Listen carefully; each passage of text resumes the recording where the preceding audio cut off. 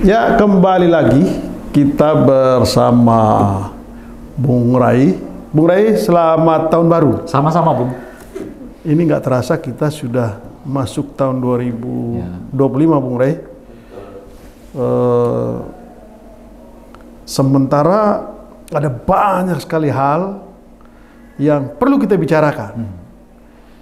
Meskipun ini awal tahun, mestinya kita ngomong yang enak-enak dulu, tapi saya kira penting juga kita memberi perhatian terhadap sejumlah hal yang sangat menarik untuk didiskusikan. Ya, ya paling tidak beberapa hal yang besar aja. Mungkin ini karena ini momen awal tahun, ya kita perlu mendiskusikan atau membahas soal apa sih sebetulnya di balik OCCRP itu yang mengejutkan kita semua. Lembaga ini tidak tanggung-tanggung mensinyalir orang mantan nomor 1 Indonesia ini ya dinilai melakukan dugaan korupsi gitu dengan nilai yang sangat fantastis. Itu membuat kita semua tercengang. Tapi ini kan semua informasi yang menarik tentu saja untuk dibicarakan, dan orang juga mungkin perlu tahu ini lembaga apa gitu ya. Lalu kemudian selain itu juga menjelang akhir tahun, pertarungan antara Sekjen PDIP Hasto Kristianto ini dengan penegak hukum itu juga makin panas. Pak Hasto sudah mengancam akan mengungkap sejumlah video mengenai bukti adanya persekongkolan jahat dari para pejabat publik kita, dan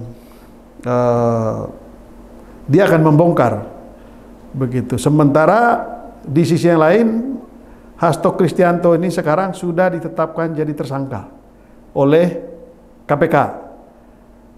Sementara Harun Masikunya sampai hari ini belum bisa ditangkap gitu. Lalu kemudian mungkin nanti yang ketiga, ini kita sudah tahun yang baru 2025, mungkin kita perlu menggali atau mungkin kalau evaluasi mungkin tidak, tapi paling tidak memberi catatan terhadap pemerintahan Pak Prabowo ini ya di tahun yang sudah lewat. Nah, saya Bung Rey, kita mulai ngomong soal ini nih, informasi yang disampaikan oleh OCCR. Saya mesti baca ini karena ini nggak terlalu hafal saya ini. OCCRP ini adalah sebuah lembaga internasional gitu ya, yang fokus pada investigasi dan pelaporan tentang kejahatan terorganisir, korupsi di seluruh dunia.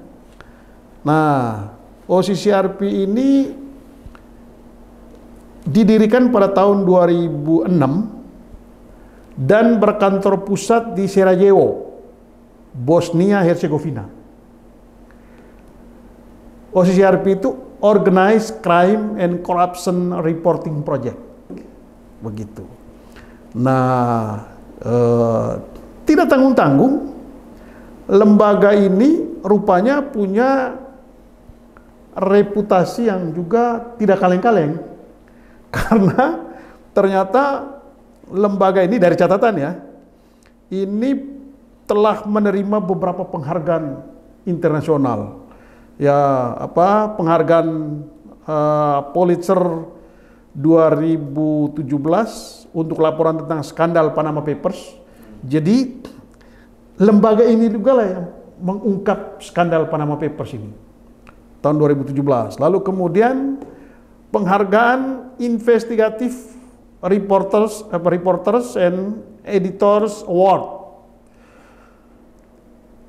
Lalu kemudian penghargaan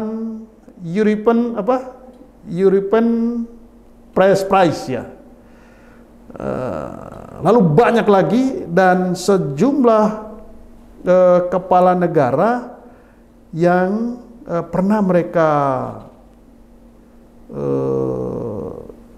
sampaikan berkaitan dengan dugaan adanya penyalahgunaan kekuasaan untuk keuntungan pribadi atau orang lain, dugaan korupsi gitu. Tidak hanya Indonesia, tapi banyak negara sebelumnya. Nah, kali ini yang disebut itu adalah mantan presiden kita, Joko Widodo, dan ini pasti mengejutkan dan seperti petir di siang bolong gitu. Nah, itu kira-kira sekilas supaya publik mengetahui apa sih OCCRP ini dan lembaga apa nih, binatang seperti apa nih OCCRP ini, kok tiba-tiba mengungkap soal ini. Dan ini memang mereka investigasi kejahatan korupsi dunia gitu. Nah, saya ingin mendapat komentar dari Bung Rai soal ini. Gimana Bung Rai melihat? Ya, terkejut juga atau tentu biasa saja? Ya, karena kan meski sebetulnya kan isu soal yang begini ini sudah juga jamak terdengar di Indonesia kan, bahwa mungkin bukan Pak Jokowinya, tapi banyak orang yang menyoroti keluarga Pak Jokowi kan, entah itu anaknya ataupun menantunya gitu. Terakhir yang kita dengar itu kan adalah soal pernyataan di pengadilan yang berhubungan dengan apa yang diistilahkan blok medan gitu loh, Mbak. Nah itu sampai sekarang kan belum ada sama sekali respon ya, baik dari KPK maupun aparat penegak hukum lain terkait dengan pengakuan adanya istilah blok medan ini gitu ya. Nah di luar itu kita juga disajikan misalnya dengan pelesiran ya salah satu anak Pak Jokowi dengan menggunakan pesawat jet pribadi gitu ya. Meskipun kita tahu kemudian disampaikan oleh KPK tidak ada gratifikasi di dalam gitu, tapi banyak orang yang merasa bertanya-tanya juga dengan kesimpulan yang dibuat oleh KPK itu. Dan sebagainya gitu. Artinya kalau di dalam negeri sendiri istilahnya itu ya nuansa perasaan dan dugaan itu juga bertebaran gitu. Makanya ada kawan kita dulu namanya Ubaidillah ya, anak 98 yang melaporkan dugaan adanya gratifikasi gitu ya terhadap salah satu anak Pak Jokowi ke KPK gitu.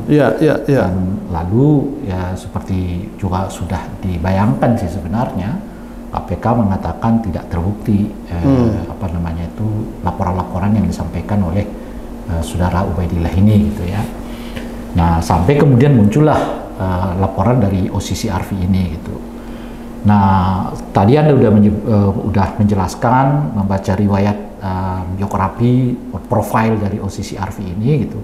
Dan mungkin sedikit saya tambahkan karena memang banyak orang yang kemudian nggak melihat substansi dari yang disampaikan oleh OCCRP gitu. Karena kan yang paling mudah untuk mengatakan bahwa hasil riset atau hasil polling atau apalah di OCCRP itu kan dengan mengatakan bahwa organisasi itu buruk kan kira-kira gitu ya. Kalau ya buruk ya tentu outputnya juga akan buruk gitu. Nah makanya sekarang kalau kita lihat di Indonesia khususnya mereka yang berdekatan dengan Pak Jokowi gitu ya itu menyerang organisasinya.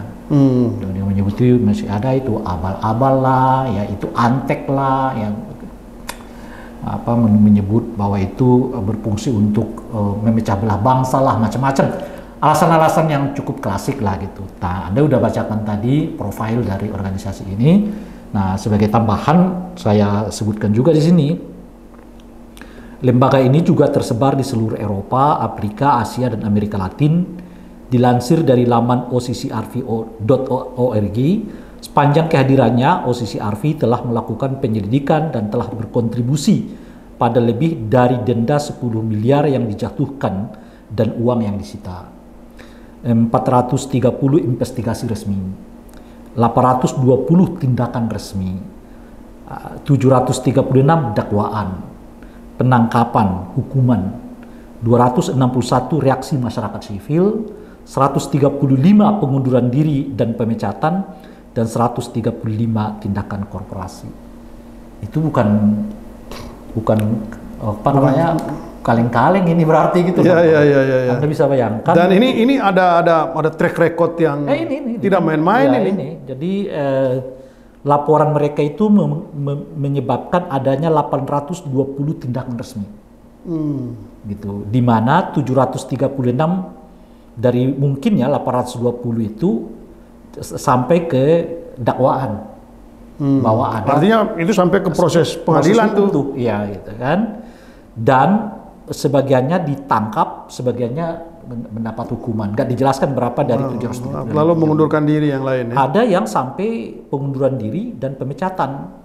Dan di luar yang berhubungan dengan aparat pejabat negara, korporasi juga mereka masukkan sebagai bagian yang di riset oleh mereka atau diinvestigasi oleh mereka gitu. Jadi berdasarkan ini semua, menurut saya tentu tidak terlalu relevan kalau kita mengatakan bahwa organisasi OSISI ARFI ini organisasi kacang-kacangan gitulah kira-kira ya, atau organisasi kaleng-kalengan gitu. Nggak bisa, karena inilah profil mereka gitu. Artinya bukan hanya di Indonesia, di seluruh dunia mereka udah bergerak, bahkan sempat melakukan perubahan-perubahan terhadap kondisi sebuah bangsa berdasarkan dengan temuan dan laporan mereka gitu.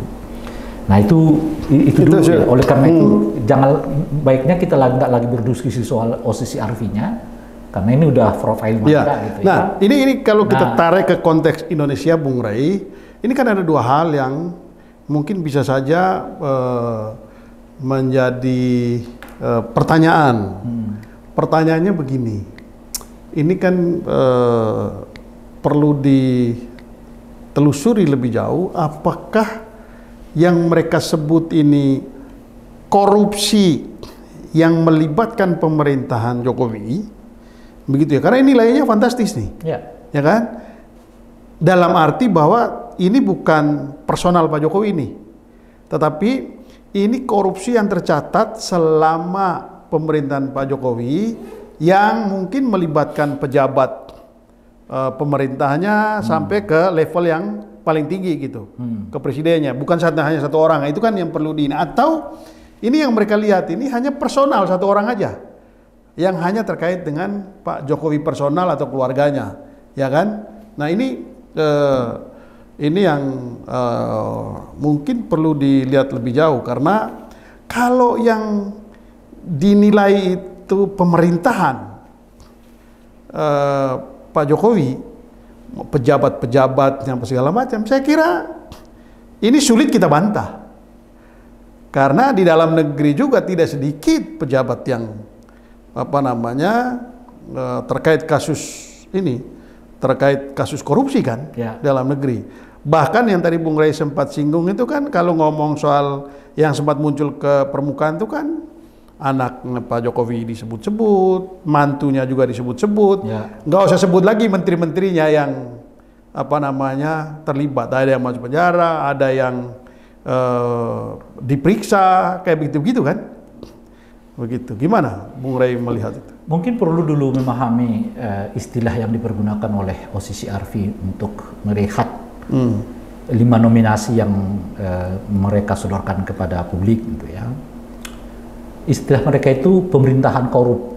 Nah, ya itu dia. Jadi kalau kita lihat ya, arti dari pemerintahan korup yang mereka sebutkan itu adalah terkait dengan beberapa hal. Nah, jadi pertama adalah pemerintahan yang melanggar hak asasi manusia. Yang kedua, memanipulasi pemilu. Yang ketiga, menjarah sumber daya alam. Yang keempat, menciptakan konflik gitu ya di antara masyarakatnya, sehingga menimbulkan ketidakstabilan yang pada ujungnya hanya membuat masyarakat tergantung pada mereka gitu. Itulah yang mereka definisikan sebagai pemerintahan yang korup. Jadi oleh karena itu mungkin perlu dipertegas kembali bahwa yang mereka nilai ini nggak hanya sekedar Nggak personal satu orang. Bukan, itu satu. Yang kedua, nggak hanya sekedar berhubungan dengan apakah orang presiden itu mengambil uang negara atau tidak gitu Bapak. Tapi yang mereka nilai itu adalah lebih luas. Bagaimana kepemimpinannya selama dia yang berkuasa, di mana tentu salah satunya itu adalah soal uang negara. Jadi ada beberapa variabel lah Ada ya. banyak variabel. Nah, misalnya kebijakan dia terhadap hak asasi manusia gitu ya, kebijakan dia terhadap Lingkungan. pemilu gitu ya, kebijakan dia terhadap lingkungan ya, Sumber kebijakan daya dia alam. terhadap ya lingkungan dan sumber daya alam tentu, dan kebijakan dia untuk menciptakan apa istilahnya itu, ketegangan, konflik dan sebagainya. Nah, ini yang mereka sebut sebagai pemerintahan korup, yang tentu saja di dalamnya termasuk soal anggaran gitu. Iya, iya. Nah, Keuangan negara. Kalau korupsi itu kan jelas berhubungan dengan anggaran negara. Kan? Betul. Tapi kalau korup itu berhubungan setidaknya dengan dua aspek itu. Berhubungan dengan keuangan negara, berhubungan dengan kebijakan yang diambil oleh pemerintah yang bersangkutan. Ini kalau nggak usah jauh-jauh, itu kita ngomong soal ini aja, ngomong soal timah aja, itu udah ratusan triliun, Bung. Iya, itu Ya kan? makanya. Itu baru satu hal. Ngomong soal apalagi BTS, itu udah kerugiannya 8 triliunan. Belum lagi ngomong soal apalagi yang lain-lain itu. Proyek strategis nasional, itu yang nilainya ribuan triliun. Entah berapa yang dikorup, berapa yang selamat. Itu memang nilainya. Nah, kalau melihat orang-orang yang sudah diproses hukum, bahkan orang yang sudah sudah terpidana, itu memang sulit kita bisa sangkal bahwa ya memang apa yang dinilai oleh OCCRP ini memang bukan pepesan kosong, ya kan? Ya. Jadi kita nggak perlu. Nah, lalu kemudian yang kedua, saya ingin masuk ke hal yang kedua. Menurut saya ini warning, ini peringatan serius untuk Indonesia, terutama untuk pemimpin Indonesia, bahwa Indonesia ini sudah berada dalam darurat korupsi. Karena itu, ya ini pemimpinnya ini serius nggak menangani masalah korupsi? Karena ini sudah jadi peringatan, itu gimana menurut Bung Rey? Jadi kalau OCCRP ini nggak hanya berhubungan dengan korupsi tok. Ya. Korupsi dalam pengertian urusannya dengan keuangan negara. Tapi mereka juga menyikapi apakah pemerintahan itu dilakukan dengan cara yang demokratik atau dengan cara yang korup, gitu loh Pak. Nah, cara-cara yang korup itu tadi misalnya, apakah yang menempatkan hak asasi manusia itu menjadi perhatian yang ke-6, ke-7, gitu kan? Apakah pemilu dilaksanakan dengan dilakukan pemilu dilaksanakan jujur, adil dan demokratis atau tidak? Atau tidak gitu. Jadi kalau korupsi itu hanya menyangkut hubungan dengan satu sektor, yaitu keuangan negara, korup ini menyangkut seluruh aspek bernegara. Dan itulah yang didekatkan sekarang kepada Pak Jokowi. Dalam bahasa yang lain itu sebetulnya di era Pak Jokowi perhatian terhadap asasi manusia menurun, pemilu makin tidak demokratik gitu ya, lalu lingkungan hidup, sumber daya alam kita dieksplorasi sehingga mungkin menimbulkan kerusakan sumber daya alam yang sangat parah gitu ya, lalu disengaja dibuat skenario untuk menciptakan konflik antar sesama warganya sendiri gitu ya, dan sebagainya gitu. Itu yang mereka lihat di luar aspek soal ya tentu yang bersifat dengan korupsi itu tadi gitu ya. Misalnya soal apakah itu timah, apakah ini dan sebagainya, termasuk ya harta kekayaan dirinya dan keluarganya dan sebagainya gitu. Jadi penilaian OCCRP ini sangat komprehensif gitu. Dan oleh karena itu sebetulnya menjawabnya bukan hanya sekedar uangnya diperketat, tetapi menjawab itu adalah bagaimana memperbaiki kembali persoalan hak asasi manusia gitu ya, lalu memastikan bahwa pemilu kita dan pilkada kita di masa akan datang jauh lebih adil lagi gitu ya, dan sebagainya gitu. Nah, mengapa mereka misalnya menyoroti soal pemilu di Indonesia lah misalnya, yang dalam penilaian itu menjadi buruk ya, tentu menurut saya nggak terlepas dari soal pertama makin menguatnya dinasti politik, di mana salah satu pelakunya adalah keluarganya Pak Jokowi gitu ya, yang sedang menjabat saat itu adalah Pak Jokowi sebagai presiden, anaknya maju sebagai wakil presiden.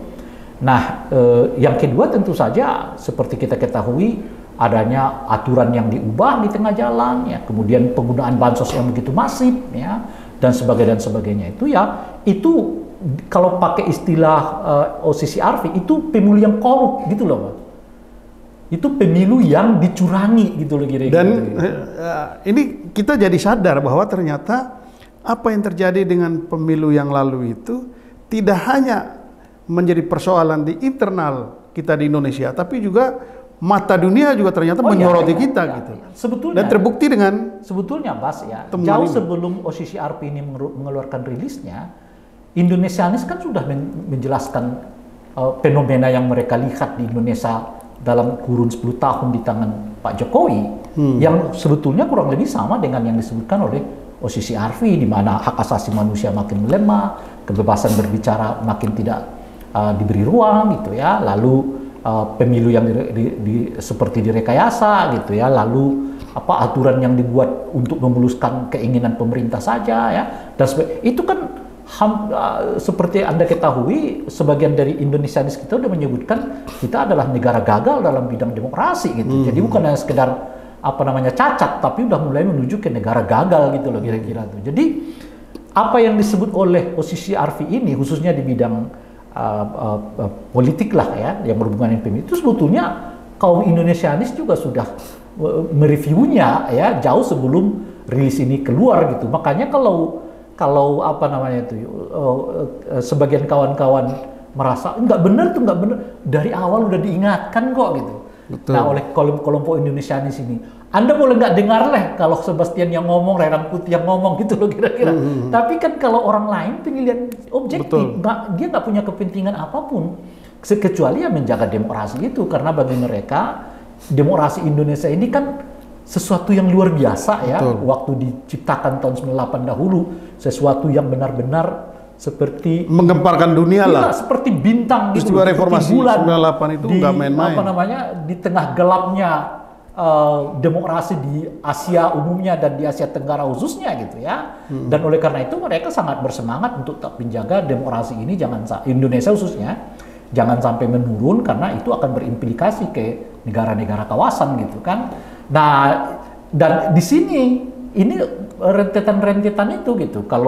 Kalau kita baca sebetulnya apa yang disebutkan oleh OCC Arfi ini nggak terlalu melompat dari apa yang sudah diingatkan oleh para Indonesianis sebelum-sebelumnya. Sebetulnya untuk konteks Indonesia ini bukan sesuatu yang baru. Iya. Menjadi rame ketika ini diungkap oleh sebuah lembaga internasional. Kira-kira begitulah ya. Karena ada bobot soal korupsinya dalam pengertian material tadi gitu. Kalau yang sebelumnya itu kan hanya berbicara tentang kebebasan berpendapat, ya, hak politik, ya, ya, dan artinya masih lingkupnya politik gitu. Nah, ini udah masuk ke lingkup ekonomi. Soal misalnya penjarahan sumber daya alam, ya kan, dan sebagainya. Anda tadi menyebut misalnya bagaimana uang kita yang termasuk yang kita diskusikan sebelumnya adalah PIK 2 misalnya. Betul, yang kita nggak tahu dasarnya apa itu jadikan PSN gitu loh kira-kira. Itu bagian dari kebijakan-kebijakan yang diduga korup gitu ya. Yang oleh mereka disebut sebagai korup. Ya kan? Apakah ada korupsinya di dalam? Nah, itu yang kedua gitu loh, Pak. Termasuk bagaimana pemerintah itu memperalat lembaga-lembaga penegak hukum, misalnya kan? Nah, itu berkaitan dengan ini, Bung Ray. Saya ingin nyambung dengan fenomena yang sekarang lagi rame itu, pertarungan antara Hasto Kristianto, Sekjen PDIP, versus KPK. Ini kan bagian dari cerita bagaimana soal penegakan hukum, lalu kemudian bagaimana lembaga-lembaga penegak hukum itu betul-betul berdiri untuk memberikan jaminan keadilan kepada masyarakat atau mereka menjadi alat, kan begitu. Nah, ini yang sekarang jadi rame. Jadi ada dua ini nih, kalau yang saya lihat atau dari bacaan opini yang berkembang di publik itu kan terbelah menjadi dua. Ada satu kelompok yang menganggap ya udahlah, Hasto, lo ikuti proses hukum deh, nggak usah banyak cincong, ya kan, udah jalin aja proses hukum. Tapi di sisi yang lain, dari kubu Hasto merasa bahwa ada yang tidak beres ini. Jadi memperalat penegak hukum dalam hal ini KPK sebetulnya punya agenda politik di balik itu. Begitu. Nah, kenapa orang menangkap itu? Ya karena kasus ini bukan kasus sekarang, itu kasus 2020 gitu. Nah, ini gimana? Iya, di negeri di mana penegakan hukum dengan politik tumpang tindih ya, maka berbicara ansi-ansi itu kayaknya kurang tepat gitu. Oh, ini berbicara penegakan hukum ansi, oh belum tentu. Ini berbicara politik ansi, belum tentu. Ya kan, misalnya kita bisa nggak dijelaskan secara politik ansih gitu. Kok ketua umum Partai Golkar bisa mundur di tengah keberhasilannya itu? Dengan alasan yang kita nggak tahu. Secara tiba-tiba? Secara tiba-tiba. Di tengah dia sangat berhasil loh. Artinya, dan beberapa bulan ke depannya dia udah mau kongres, dan di dalam kongres itu sudah hampir bisa dilihat aklamasi kayaknya dia akan kepilih lagi karena dia berhasil mengangkat suara partai di dalam pileg sebelumnya. Ya, gitu ya. Pileg maupun pilkada sebelumnya? Enggak, pilkada setelah dia kan, pilegnya. Pilkada sebelumnya? Pilkada yang sebelum pileg ini. Itu gitu, 60%. Tahun 2020 gitu ya. Lalu tiba-tiba mundur tanpa ada gesekan apapun di dalam gitu. Apa yang menjelaskan itu semua? Gitu. Nah, ini yang kita nggak bisa di Indonesia ini, pendekatannya selalu hitam putih, ya politik gitu ya, hukum gitu. Karena kenyataannya yang sering kita alami di Indonesia itu ya ada persoalan yang berhubungan dengan tumpang tindih lah. Ya jadi dalam dunia penegakan hukum kita yang memang sering berbalut dengan politik gitu ya, maka melihat peristiwa ini nggak bisa juga dilihat dengan hitam putih juga gitu loh Pak. Misalnya yang mengatakan ini murni penegakan hukum, ini murni politik gitu. Jadi dua-duanya naif lah ya? Bukan soal naif, dua-duanya bisa saja masuk gitu loh maksudnya. Jadi misalnya mungkin secara materialnya Hasto itu bisa kena deliknya, gitu kan, materialnya itu artinya ada dua alat buktinya macam-macam gitu. Tapi kan pertanyaannya seperti yang Anda sebutkan itu tadi, ini kan kasus yang terjadi 5 tahun yang lalu. Aktor utamanya salah satunya udah bebas, yang lain belum ditangkap. Lah kok tiba-tiba penyertanya dikenakan delik gitu loh. Yeah. Nah itu kan pertanyaan pertamanya gitu kira-kira. Mestinya kan karena sejak awal mereka nangkap aktor utamanya, maka kejar dulu aktor utamanya, baru ikutkan pesertanya gitu loh Pak, atau penyertanya gitu. Nah ini mereka nangkap penyertanya sementara satu aktor utamanya ini belum ketangkap juga gitu. Itu yang pertama. Nah penjelasan yang kedua adalah kan kasus ini bobotnya luar biasa besar, kala Hasto sendiri bagian dari pemerintah gitu loh Pak. Makanya, pada masa lalu. Makanya pada masa itu kan kita sama-sama mengatakan panggil dong Hastonya kan kira-kira gitu ya. Karena ada bobot di luar Hastonya di situ tuh adalah bobot pemerintah yang sedang berkuasa. Berani nggak KPK manggilnya gitu. Nah sekarang 1,5 tahun ini Hasto sudah bukan bagian dari kekuasaan lagi, bahkan punya kecenderungan oposisi bukan kecenderungan, kayaknya dia udah memperlihatkan wajah oposisinya sebagai yang oposisi gitu. Lalu baru ditetapkan sebagai tersangka saat ini gitu loh ya. Nah yang ketiga, KPK mengatakan kami sudah punya dua alat bukti cukup. Itu sejak kapan dia punya? Kalau dia punya sejak setahun yang lalu, lo kok baru sekarang gitu loh. Nah justru di situ, nah, itu Om Rey, jadi kalau KPK ini profesional, seperti yang dia bilang, maka berarti KPK ini menggunakan standar ganda dong. Nah itu maksud saya. Iya kan? Itu maksud saya. Gitu. Kan kalau Anda udah punya dua alat bukti, dasar apa lagi Anda menunda orang tidak ditetapkan sebagai tersangka? Kan artinya Anda tinggal nunggu waktu tuh. Memang boleh begitu. Iya. Gitu loh kira-kira. Dan uniknya waktunya itu setelah keluarga Pak Jokowi dinyatakan dipecat dari PDI Perjuangan gitu loh. Hampir 1 minggu setelah itu baru Hasto dinyatakan tersangka gitu. Dan ini juga kelihatan sepertinya KPK itu sesuai dengan selera pimpinannya aja. Kalau pimpinan sebelumnya mengatakan Hasto tidak terkait, ya Hasto tidak diapa-apain. Begitu selera pimpinan KPK yang sekarang ini mengatakan bahwa ini Hasto mesti dijerat, maka tiba-tiba bukti itu cukup untuk menetapkan jadi tersangka. Makanya ini bukti ini dinyatakan lengkap tuh kapan? Apa sejak setahun yang lalu? Kalau setahun yang lalu kenapa belum juga ditetapkan sebagai tersangka? Apalagi ini 5 tahun yang lalu. Nah, apalagi 5 tahun yang lalu. Atau baru bukti itu didapatkan sekarang. Loh kok tiba-tiba ada bukti barunya? Padahal KPK yang sekarang belum melakukan pemeriksaan dan sebagainya. Selain itu, ada tugas penting KPK untuk menangkap Harun Masiku. Kok sampai sekarang nggak ketangkap-ketangkap? Itu bagian dari penjelasan yang disebutkan itu tadi. Jadi bagian tambahan penjelasannya adalah kita lihat aja ini, kalau dalam misalnya 2-3 minggu setelah Hasto ditetapkan tersangka, Harun Masikunya belum juga tertangkap, ya artinya ada yang melompat gitu loh, melompat dalam peristiwa ini gitu. Kenapa? Lah Harun Masikunya setelah Hasto tertangkap pun belum bisa ditangkap. Setelah Hasto dinyatakan tersangka pun belum juga bisa ditangkap oleh KPK. Jangan-jangan yang terjadi sebenarnya KPK nggak mampu nangkap Harun Masiku, lalu ditetapkan cari kambing hitam. Iya, setelah ditetapkan sebagai tersangkanya gitu loh. Padahal merekanya sendiri yang nggak mampu. Nah, memang ini ada dua hal. Ini ada dua hal yang menarik sekali ya kita soroti soal ini. Yang pertama, memang beginilah kecurigaan publik ketika institusi yang namanya KPK ini sudah kehilangan kepercayaan publik. Ya kan? Ya. Jadi orang jadi tidak percaya. Yang lo lakukan ini ya udah, ini banyak main-mainnya, ini banyak pat gulipatnya. Mau bilang tidak, banyak pimpinan KPK yang sudah terbukti melakukan ini sebelumnya. Lebih menarik lagi itu, Hasto ini tetapkan tersangka setelah Hasto setelah mengungkapkan penolakannya terhadap PPN 12%. Nah, apakah ini ada semua rangkaian? Ya, lagi-lagi kita nggak bisa dekati dengan hitam putih. Gitu. Ada lagi yang lucu.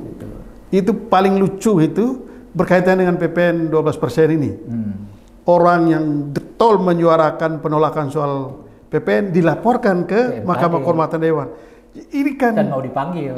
Iya. Jadi ini lelucon yang menurut saya sangat memalukan. Ya. Di alam demokrasi kita, ya ada gitu yang model kayak begitu. Selama ini kita justru mengkritik DPR ini karena DPR tidur aja, duduk aja, yang penting duit. Ketika ada anggota DPR yang kritis untuk membela kepentingan publik, malah dilapor ke Mahkamah Konstitusi. Dalam bahasa yang lain nih, Bas, anggota DPR yang melaksanakan tugas dan kewenangannya di MKD-kan, anggota DPR yang pelesiran kemana-mana difasilitasi oleh DPR gitu. Ya, itu pada dia. Hari itu pelesiran. Kita tahu lah studi-studi banding itu lebih banyak pelesirannya dibanding studinya. Cuma begini Bung Rey, ini kita ngomong soal kita kembali dulu. Ya, kita kembali ke tadi soal kasus Hasto. Pertama, kita nggak bisa jelaskan. Gini, catatan saya begini. Ini kan kita ini kalau ngomong begini terkait dengan Hasto dan mengkritisi KPK, seolah-olah kita dituduh membela Hasto. Lalu kemudian bisa juga dia bilang kita ini tidak pro pada penegakan hukum. Nah, itu mesti dilurusin, Bung Rai. Nah, mesti jelaskan. Anda ini bukan pendukung Hasto kan? Kan kita udah jelaskan tadi, Bung.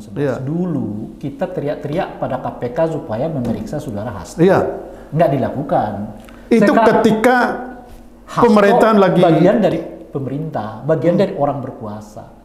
Sekarang seperti yang saya sebutkan, kasus Hasto ini kalau dibuat peringkat, itu udah nomor 9. Betul. Bukan lagi peringkat nomor 1. Kenapa? Pertama karena nilai uangnya kecil, kan cuma sekitar 900 juta, kan? Lalu kasusnya udah 600. Ya begitulah maksudnya kan.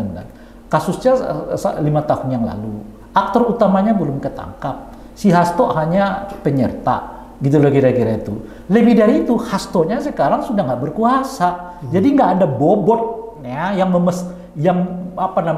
menginginkan kehadiran KPK di situ. Nah, urusan suap menyuap kan terjadi di mana-mana. Tapi kan nggak KPK itu harus terlibat di dalam. Kenapa gitu? Karena nggak ada lagi unsur yang disebut dengan pejabat negara atau kekuasaan di dalam. Yang sebetulnya itu salah satu unsur yang menjadikan KPK punya bobot gitu loh kira-kira itu. Punya kehadiran gitu loh. Dan ini gini. Kalau saya sebutkan sebagai peringkat yang ke-9, karena ada beberapa kasus yang di depan KPK yang dituntut oleh masyarakat supaya segera diperiksa oleh KPK. Sebut saja misalnya CSRBI kan. Nah, kita nggak tahu tuh sampai sekarang. Kemarin udah dilakukan pemeriksaan di kantor BI gitu ya, dan tersebutlah ada 2 nama lalu hilang begitu saja gitu kan. Nah, soal Syahbirin Nur, ya kan, yang pra-peradilan kalah KPK-nya, ini gimana langkah mereka berikutnya gitu. Soal Blok Medan yang disebut-sebut gitu. Nah, yang terakhir adalah soal adanya pejabat anggota kepolisian yang konon memeras warga negara asing. Coba Anda bayangkan, ini perilaku ini udah sampai ke negara asing gitu loh, Pak.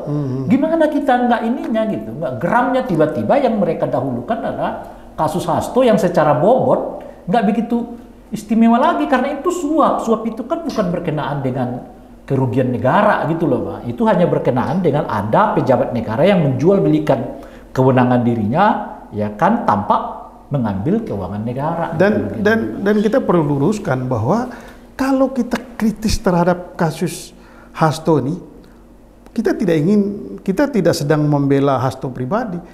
Buat kita, kalau Hasto memang betul terkait dengan ini, silakan proses hukum. Cuma konsen kita itu kita nggak mau lembaga penegak hukum itu diperalat. Iya. Ya kan? Iya. Ya itu yang kita nggak mau. Iya. Jadi jangan sampai aparat penegak hukum itu kita dipakai oleh kekuasaan untuk membungkam kekuatan oposisi. Itu satu. Atau kekuatan kritis masyarakat. Itu yang nggak boleh gitu. Di sektor yang lain kita mau mengatakan adalah KPK itu dibuat sebetulnya untuk ngawasin keuangan negara yang dikelola oleh pemerintah atau oleh pejabat negara. Kalau uang di luar itu ada aparat negara yang lain yang nanganin. Ada namanya polisi, ada namanya kejaksaan. Misalnya kejahatan yang berhubungan dengan korporasi, kan nggak harus KPK yang turun tangan tuh gitu. Nah, sekarang justru KPK-nya ditantang yang berhubungan dengan urusan pejabat negara, tapi KPK-nya seperti nggak bergerak. Tadi misalnya soal CSRBI gitu ya, soal betul. Ya aparat keamanan gitu ya, soal Blok Medan gitu. Syahbirin ini kan berhubungan dengan sekarang KPK semua. Bisa meralat tersangka coba. Dan yang terakhir adalah soal rilis OCC Arfi ini. Ya. Gitu. Bisa nggak KPK masuk ke situ? Iya. Dan itu ini sebetulnya yang dan kalau KPK serius ya. Dalam rangka itulah kritik ini kita bangun. Bukan dalam rangka mau mengatakan Hasto itu bersalah nggak bersalah, bukan. Mau mengatakan, KPK Anda fokus dong pada isu-isu besar. Anda dibuat itu dalam kerangka untuk melacak keuangan negara yang dirampas orang gitu loh, dengan power, dengan kekuasaan yang ada pada dirinya gitu. Dan ini kasus BI ini sebetulnya menarik sekali. Bank Indonesia ini bukan lembaga profit, tapi dia punya CSR, lalu CSR itu dikasih kepada politisi di Komisi 11. Kalau ini dibongkar, ini menarik sekali karena hampir semua komisi DPR itu mendapat dukungan kegiatan dari semua mitra mereka. Dan hitung berapa banyak uang negara yang dipakai oleh DPR untuk menjadi katakanlah sebagai pork barrel politik gitu. Ini kalau dibongkar, ini sebetulnya menjawab harapan Pak Prabowo bahwa jangan sampai uang negara ini dihambur-hamburkan oleh pejabat. Cuma KPK mau masuk ke situ apa enggak? Ya, itu dia. Pintu masuknya ini Bank Indonesia ini. Itu dia. Masa meralat tersangka? Termasuk di dalamnya adalah dugaan adanya penggunaan bansos untuk kepentingan elektoral. Ya betul. Itu dia kan sama itu. Ini CSR itu yang dari Bank Indonesia juga terkait dengan kepentingan elektoral, Bu. Kegiatan sosialisasi dari berbagai kementerian dan lembaga untuk anggota-anggota DPR juga terkait dengan kepentingan elektoral. Itu diungkap oleh KPK kalau serius ya. Nah, karena itu kita nyambung ke soal pemerintahan Prabowo, Bung Rey. Ini pertanyaannya lagi-lagi tadi yang berkaitan dengan Hasto dan juga pemerintahan Pak Prabowo sekarang. Kalau berkaitan dengan urusan Hasto dan KPK ini, ada nggak kaitan antara Jokowi dan Prabowo dalam kasus ini? Ya kita nggak tahu. Lagi-lagi seperti disebutkan itu kan nggak bisa kita jelaskan dengan hitam putih gitu loh, Mas. Tapi kalau melihat kasusnya, menurut Bung Rey, gimana menganalisisnya? Mungkin bahasa yang lain kalau saya buatnya. Apakah dengan kasus ini Prabowo diuntungkan secara politik? Itu bahasa yang bisa saya pakai atau yang bisa saya analisis gitu. Kalau itu pertanyaannya bisa saya jawab dengan mengatakan diuntungkan secara politik. Karena gitu. Kalau ini berhasil, itu bisa membungkam oposisi Iya. Dan ini membuat Pak Prabowo lenggang kangkung gitu, tanpa kekuatan kritis dari oposisi. Ya itu kan kita lihat tuh pasca Hasto ditetapkan tersangka, suara PDI yang menolak PPN 12 itu sedikit berkurang, nggak sekencang sebelumnya gitu. Nah artinya Pak Prabowo sedikit diuntungkan lah, kalau nggak disebut banyak diuntungkan dengan penetapan Hasto sebagai tersangka itu gitu. Saya bicara politik ya, nggak bicara hukum ini. Nah ini menarik. Kenapa saya bertanya begitu? Begini, ini kan apakah ini bagian dari kehebatan Pak Jokowi memainkan ini semua, ritmenya, iramanya, skenarionya menarik. Karena kenapa ini Hasto tidak ditetapkan sebagai tersangka pada masa pemerintahan Pak Jokowi? Lalu kemudian dengan begitu kan orang ini bukan Pak Jokowi ini. Lalu kemudian ketika era pemerintahan Prabowo dia ditetapkan, maka bisa saja orang membaca, wah ini Prabowo nih, ini bukan Jokowi, ini Prabowo, gitu. Tapi bagaimana Anda melihat itu? Ya kan kita nggak, seperti yang saya sebut tadi, lagi-lagi kita nggak bisa jawab dengan hitam putih ya kan. Ya. Ini sebenarnya yang punya inisiatif siapa nih, kita nggak tahu gitu. Ya. Atau benarkah ada inisiatif atau tidak juga kita nggak tahu. Ya. Cuma kita menjelaskannya secara sosiologis melalui fenomena-fenomena. Fenomena, betul. Nah, pertanyaannya adalah apakah Pak Prabowo diuntungkan secara politik dari? Ya, ada. Apa itu? Setidaknya isu PPN 12 nggak meningkat. Coba Anda bayangkan kalau isu PPN ini terus kencang gitu. Itu kan daya tampungnya itu ada di PDI Perjuangan. Orang akan bersimpati besar terhadap PDI Perjuangan gitu kan. Nah, yang kedua, Anda sebutkan itu tadi, bisa membuat para orang yang beroposisi terhadap pemerintah itu agak ngatur napas dulu gitu loh. Nah, yang Hasto aja sekjen partai bisa ditangkap gitu kan. Nah, yang ketiga, memberi implikasi yang juga tidak sedikit kepada orang-orang PDI Perjuangan yang memang secara person udah menunjukkan dia mau bersikap oposisi kepada pemerintah gitu ya. Nah, terakhir kan seperti yang Anda sebutkan itu tadi, anggota PDI yang mengatakan akan menolak PPN 12 itu malah akan dipanggil oleh MKD gitu loh kan. Kalau kita baca dalam landscape politik kayak begitu tuh, jadi kelihatan ada semangat gitu ya, atau bukan semangat, kelihatan ada keuntungan yang diambil dengan penetapan saudara Hasto itu sebagai tersangka gitu. Nah, lebih-lebih saat itu Pak Prabowo juga dihadapkan pada isu soal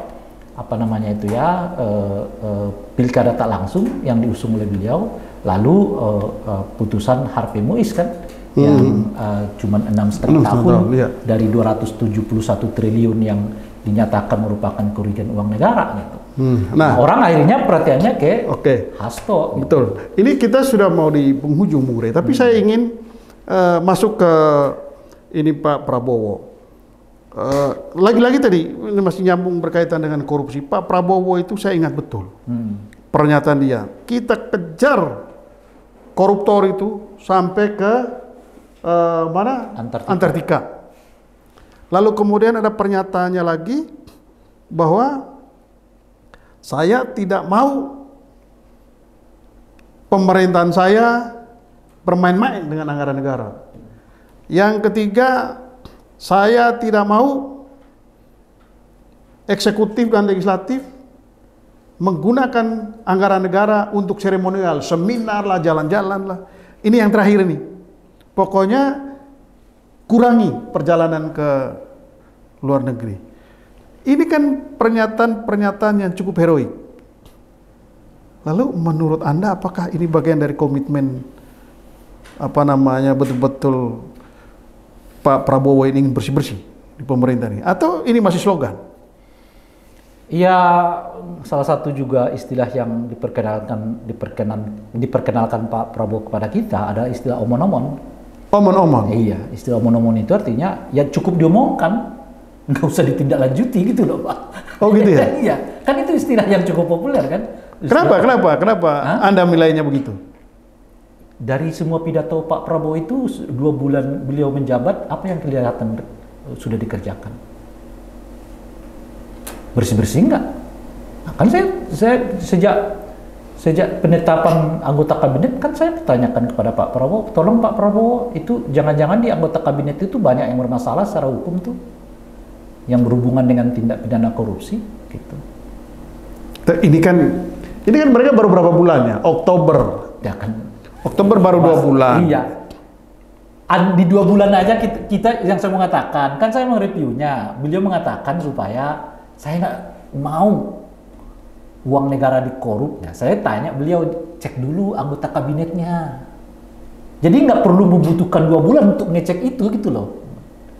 Ada nggak di antara jajaran anggota kabinet yang 44 itu yang bermasalah secara hukum? Dan itu satu. Kita harus efektif, efisien. Lah kau bengkakkan anggota kabinet sampai 44 orang. Belum lagi keturunannya loh ya, staf ahli lah, staf ini macam-macam dan sebagainya gitu.